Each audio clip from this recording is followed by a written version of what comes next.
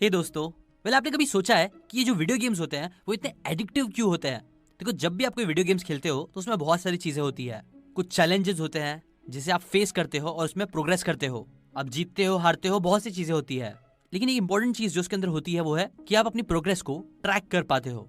आपको कई रिवॉर्ड्स मिलते हैं, अचीवमेंट्स मिलती है।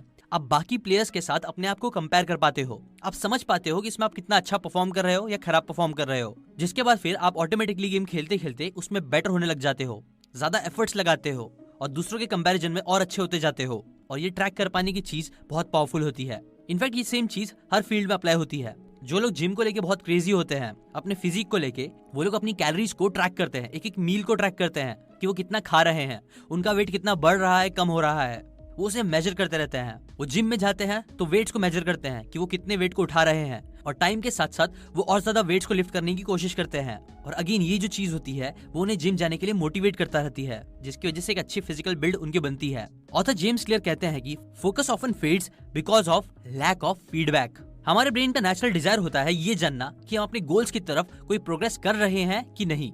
और जब तक वो हमें अच्छे से नहीं मिलता है और तब तक हम अपने गोल की तरफ अच्छे से मोटिवेटेड होकर आगे बढ़ नहीं पाते हैं मैक्सिमम टाइम, क्योंकि एट द एंड हमारे रिजल्ट्स ही हमें ज्यादा एक्शंस लेने के लिए मोटिवेट करते हैं। इसीलिए बहुत जरूरी है कि हम अपने आप को टाइम टू टाइम फीडबैक देते रहें। वैसे तो हमारी लाइफ के कई सारे एरियाज होते हैं जो हमारे लिए बहुत इंपॉर्टेंट है, पर सैडली हम इन्हें जरा भी मेजर नहीं करते हैं। जबकि फोकस कर पाने की वन ऑफ द सिंपलेस्ट की ये है कि आप अपने माइंड को हमेशा क्लियर रखो, अपने काम को ट्रैक करके उसका रिकॉर्ड रख के। ट्रैक करने से आप अच्छे से एस्टिमेट कर पाते हो कि आप कहाँ गलती कर रहे हो, कहाँ अच्छा परफॉर्म कर रहे हो। जैसे आपके ब्रेन को डेटा मिलता है जो आपको आगे बढ़ने के लिए और एनकरेज करता है। ऑथर कहते हैं कि जब भी मैं ये मेजर करता हूँ कि मैं कितने पुशअप्स कर रहा हूँ, तो वो चीज मुझे स्ट्रॉन्ग फील कराती है और ज्यादा पुशअप्स करने के लिए मोटिवेट करती है। जब भी मैं ये ट्रैक करता हूँ कि मैं दिन में 20 पेजेस पढ़ रहा हूँ, तो इससे मुझे और ज्यादा बुक्स पढ़ने का मोटिवेशन मिलता है। इसीलिए पहली चीज जो आपको फोकस रखने में हेल्प करेगा वो है अपने गोल्स की तरफ के जो भी आप एक्शन ले रहे हो उसको मेजर करना, उसको ट्रैक करना। बट हाँ, ये भी बात है कि ट्रैक करने के लिए भी सबसे पहले तो आपको एक्शन लेना पड़ेगा, और कई बार आप एक्शन ही नहीं ले पाते हो कोई रीजन की वजह से। तो उसके लिए ये सेकंड पॉइंट आपको बहुत हेल्प करेगा, जो है 5 minute rule for single focus. आपके साथ ऐसा हुआ होगा कि जब भी आप कोई गोल सेट करते होगे तो आप उस गोल के बारे में सोचते होंगे, एक रफ आइडिया बना लेते होंगे कि मुझे ये सारी चीजें करनी है, ऐसे करनी है। और ये जो रेसिपी होती है ना, यही अल्टीमेट फेलियर की रेसिपी होती है, क्योंकि हमारा ब्रेन तब तक ये बिलीव ही नहीं कर पाता है कि वो उस गोल को अचीव कर सकता है जब तक उसे एक क्लियर एग्जैक्ट डायरेक्शन ना दिखे। फॉर एग्जाम्पल, अगर आप एक फिट बॉडी बनाना चाहते हो और ये करने के लिए आप टू डू लिस्ट में जाके लिखते हो कि eat healthy, go to gym, बिना किसी प्रॉपर कॉन्टेक्स्ट के, तो बहुत मुश्किल है कि आपका ब्रेन इस गोल को अचीव करने में आपकी इतनी हेल्प करेगा, क्योंकि आप अपने ब्रेन को एक क्लियर स्पेसिफिक डायरेक्शन नहीं दे रहे हो। एक और एग्जांपल है, ऐसा बहुत बार आपके साथ भी हुआ होगा, मेरे साथ भी होता है। जब आप सुबह सुबह उठते हो, आपके सामने बहुत सारे टास्क होते हैं जो आपको खत्म करने होते हैं, लेकिन आप कोई भी काम नहीं कर पाते हो। आपकी सारी मेंटल एनर्जी इस कंफ्यूजन को दूर करने के लिए ही चली जाती है कि आपको क्या क्या करना चाहिए, कैसे करना चाहिए। जैसे थक के आप अपने इंस्टाग्राम खोल लेते होंगे और सोशल मीडिया पे टाइम पास करते होंगे, और ये बहुत नेचुरल है। अब देखो, यहाँ बात यही है कि आप अपने ब्रेन को काम तो करवाना चाहते हो, पर अगर आप उसे बताओगे ही नहीं कि एग्जैक्टली उसे क्या क्या करना है, तो वो फिर अपनी मर्जी से ही काम करने लगेगा। जो सबसे इजी काम होते हैं, हाई लेवल ऑफ डोपामिन देते हैं एकदम इजीली, जो कौन देता है? Social media. तो इससे लड़ने के लिए आपको क्या करना चाहिए कि जो भी आप अपना वर्क सेशन स्टार्ट करने से पहले 5 मिनट के लिए एक प्रेप रूल को फॉलो करो, जहां पे 5 मिनट का टाइमर लगाओ और अपने ब्रेन के फॉग को, कंफ्यूजन को क्लियर करने के लिए सोचो। जो भी काम आपको अचीव करना है, उस सारे टास्क को मिनी टास्क में स्पेसिफिक स्टेप बाय स्टेप बना लो, उसे डिवाइड कर लो, और फिर उसे खत्म करने की थोड़ी सी स्ट्रेटेजी बना लो हल्के से, कि पहले स्टेप नंबर 1 मुझे ये करना होगा, आधे घंटे के लिए, फिर मैं ये करूंगा, फिर मैं ये करूंगा। इससे क्या होगा कि आपका दिमाग क्लियर हो जाएगा, उसको क्लियर डायरेक्शन मिलेगा, और फिर वो आपको फोकस रखने में आपकी हेल्प करेगा। याद रखो, आपका हमेशा फोकस बस एक सिंगल टास्क पे होना चाहिए। जैसे कि एक चाइनीज फिलोसोफर आई चिंग भी कहते हैं कि हम इंसानों के लिए अनलिमिटेड पॉसिबिलिटीज होना एक्चुअली में अच्छी बात नहीं है। जब भी हमारे पास अनलिमिटेड चीजें आती है, पॉसिबिलिटीज आती है, तो हमारी लाइफ उन बाउंडलेस चीजों में डिसॉल्व होकर रह जाती है। जबकि स्ट्रांग बनने के लिए इंसान की लाइफ में लिमिटेशंस होना बहुत जरूरी है, कि हाँ, हमें ये लिमिटेड काम ही करना है इस लिमिटेड टाइम में। तभी हम मोटिवेटेड रह के, फोकस रह के अच्छे से काम कर पाएंगे। Lesson number 3, two list strategy of Warren Buffett. कि वॉरेन बफे ने एक बार क्या किया कि अपने एम्प्लॉइज को अच्छे से प्रायोरिटाइज और फोकस करने में हेल्प करने के लिए उन्होंने एक सिंपल 3 स्टेप का प्रोसीजर बताया, उन्हें एक स्ट्रैटेजी बताई, जिसे वो टू लिस्ट मेथड बोलते हैं, जो चीज उन्होंने एक बार अपने पायलट के साथ शेयर करी थी। 3 स्टेप में से पहला स्टेप, बफे ने अपने पायलट को, जिनका नाम माइक फ्लिंट था, उसे अपनी लाइफ के टॉप 25 गोल्स को लिखने को कहा, जो भी वो अचीव करना चाहते थे। इस पे फ्लिंट ने काफी टाइम लिया और उसे लिख दिया।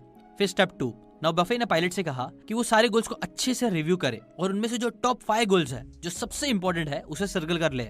स्टेप 3, इसके बाद फ्लिंट ने क्या किया कि वो जो 5 गोल्स थे उसे एक अलग पेज पे लिखा और बाकी बचे 20 गोल्स को उन्होंने अलग पेज पे लिखा, जैसा कि बोला गया था।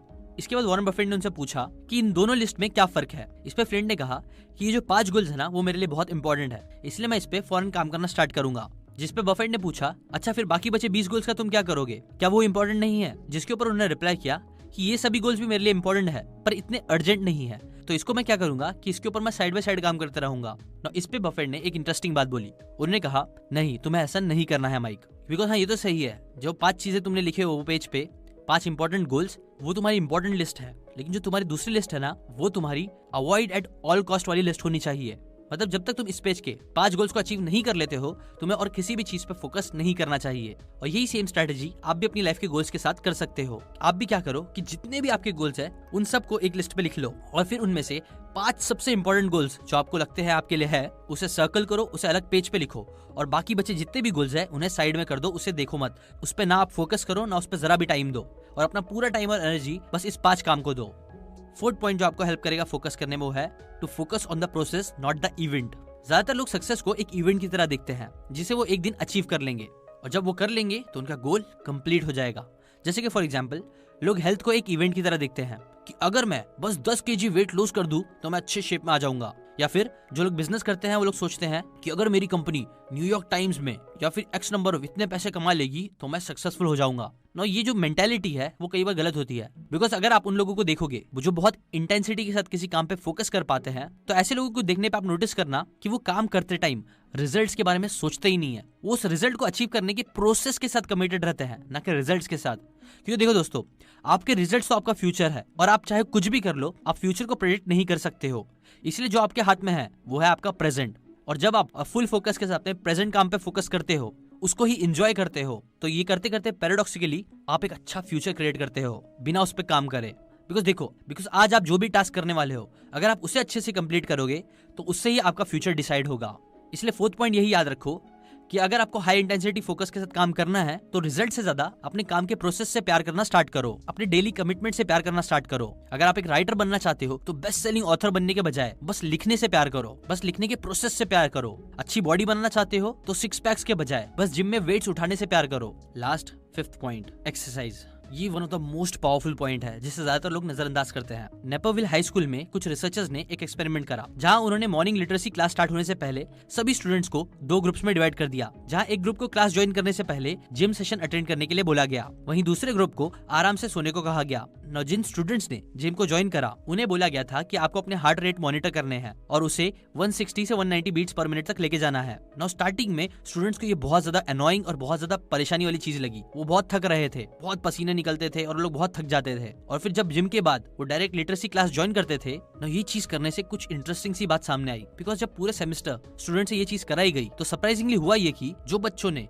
क्लास ज्वाइन करने से पहले जिम करना स्टार्ट किया था उनके स्कोर्स में 70% इंप्रूवमेंट दिखा। ना देखो, ये जो ग्रुप था ना वो सब एवरेज, इंटेलिजेंट और सभी टाइप के स्टूडेंट से भरा हुआ था, दोनों ग्रुप्स। बट सिर्फ वो ग्रुप जिसने जिम ज्वाइन किया था उनकी फिजिकल हेल्थ भी अच्छी हुई और मेंटली भी वो लोग बहुत अच्छा सा परफॉर्म कर रहे थे। उनका जो फोकस करने का लेवल था वो काफी ज्यादा अच्छा था दूसरों के कंपैरिजन में। आपको पता है ऑथर जॉन रेटी 10 साल से भी ज्यादा हमारे ब्रेन पर एक्सरसाइज के एफर्ट्स के बारे में स्टडी कर रहे हैं। उन्होंने ये डिस्कवर करा है कि जो student same amount of time के लिए पढ़ते हैं पर पढ़ाई करने से पहले एक्सरसाइज करते हैं, वो बाकी सभी स्टूडेंट्स को इजीली आउट परफॉर्म कर देते हैं। और ये बात सिर्फ स्कूल तक ही लिमिटेड नहीं है। एक 2007 की स्टडी से भी ये पता चला है कि 27 एडल्ट्स जिन्हें एक्सरसाइज से पहले और बाद में इंग्लिश वोकैबुलरी वर्ड्स याद करने को कहा गया था, तो एक्सरसाइज के बाद वो लोग 20% से भी ज्यादा वर्ड्स आसानी से याद कर पा रहे थे, जो पहले पॉसिबल नहीं था। देखो, साइंस ने कॉन्स्टेंटली प्रूव करके दिखाया है कि एक्सरसाइज सिर्फ हमारे बॉडी के लिए ही नहीं बल्कि हमारे माइंड के लिए भी बहुत इंपॉर्टेंट है। ऑथर ब्रेन के लिए एक्सरसाइज को एक मिरेकल जैसा बोलते हैं। बिकॉज जब हम एक्सरसाइज करते हैं तो हमारी बॉडी क्या करती है कि एक large amount of protein generate करती है, जिसे बोलते हैं साइंटिफिक टर्म में brain derived neurotrophic factor, BDNF। और BDNF से रिलेटेड काफी इंटरेस्टिंग बातें सामने आई है। 1990s में साइंटिस्ट ने पेट्री डिश ली और उसके अंदर कुछ ब्रेन सेल्स को रखा, फिर उसके ऊपर उन्होंने थोड़ा सा BDNF डाल दिया, जिसके बाद उन्होंने डिस्कवर किया कि BDNF के कांटेक्ट में आते ही उस ब्रेन सेल ने न्यू ब्रांचेस फॉर्म करना स्टार्ट कर दी।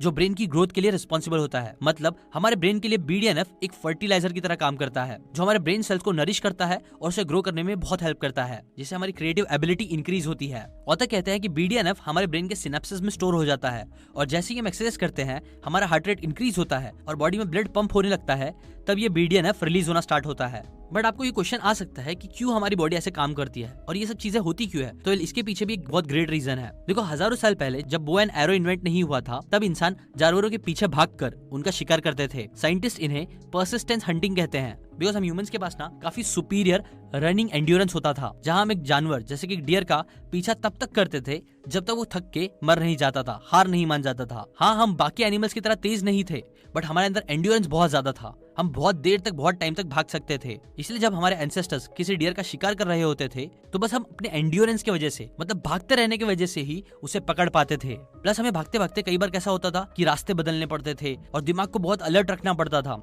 कुछ बीच में आ गया, रास्ता बदलना है, कुछ स्ट्रेटेजी डेवलप करनी है पकड़ने के लिए, कुछ प्रॉब्लम्स को सॉल्व करने के लिए, सब हमें भागते भागते करना होता था। और यही टाइम पे हमारा BDNF काम आता था, जो बेसिकली बोल सकते हो कि भागने के बाद, एक्सरसाइज के बाद हमारे ब्रेन की थिंकिंग एबिलिटी को बहुत इंक्रीज कर देता था, और इसी वजह से हम सर्वाइव कर पाए इतने टाइम तक। ना देखो, हाँ, आज के टाइम पे हम जानवरों का शिकार तो नहीं करते हैं, ये हमें ये प्रेडिक्ट नहीं करना होता है कि डियर कौन से डायरेक्शन में भाग रहा है, फिर कहाँ भागेगा। बट हाँ, हमें एग्जाम्स में कई बार आंसर जरूर प्रेडिक्ट करने होते हैं। किसी प्रॉब्लम को सॉल्व करने के लिए कई बार क्रिटिकली सोचना पड़ता है, और ये टाइम पे BDNF काफी काम आ सकता है। इसलिए अगर आप कोई भी इंपॉर्टेंट काम करने जा रहे हो, एग्जाम देने जा रहे हो, उससे पहले 20-30 मिनट पहले आपको एरोबेटिक एक्सरसाइज कर लेनी चाहिए, जैसे कि रनिंग, स्विमिंग या साइकिलिंग। इससे आप अपनी बॉडी की लिमिट को पुश करने लगोगे और आपके ब्रेन को बहुत ज्यादा इंक्रीज करेगा, जिससे फिर आपका फोकस भी बढ़ेगा, उसकी सारी कैपेबिलिटीज भी बहुत बढ़ जाएगी। बस यही थे कुछ पॉइंट्स जो आपको हाईली फोकस रह के काम करने में आपकी हेल्प करेगा।